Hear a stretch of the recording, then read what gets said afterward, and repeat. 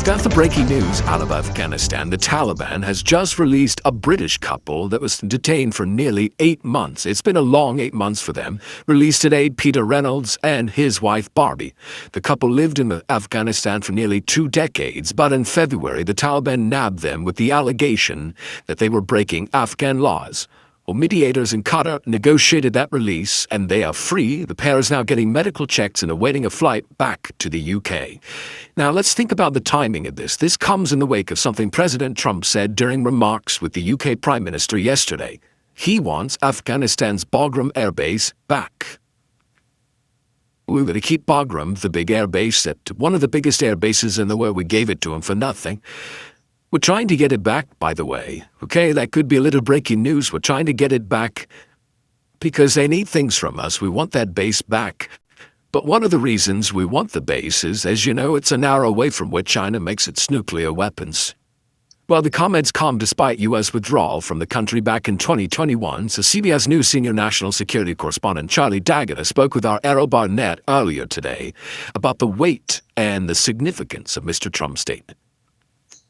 He's criticized the Biden administration repeatedly for letting the base go. It's maybe a surprise that he mentioned it, sort of said breaking news, suggesting there's been some discussions, and sources that I've spoken to right after hearing that said, yeah, that's where it stands. They're discussing it. And I was there, as he said. I was at Bagram back in 2021 when the last shipping container was airlifted by chopper, and the last of the U.S. forces pulled out. And it is enormous. It's huge. 2-mile-long airstrips. It sits in a corner of Afghanistan, not far from China. Maybe not as close, the president would say, maybe 500 miles away. So there are all kinds of, tactical reasons to want to get Bagram back. But it took more than 900 of those massive C-17 cargo planes to pull out. They destroyed a lot of the rest. The rest is handed over to the Afghan army. And as we now know, and this irks the president too, it's in the hands of the Taliban. So taking it back would be a huge military endeavor. Let alone the force protection it would take. And the Taliban says, look, we're willing to talk to the United States, but any future military presence in Afghanistan is a no-go. Okay, so two sides to every pancake. What's the Taliban saying? This is from their ambassador in Qatar about the United States.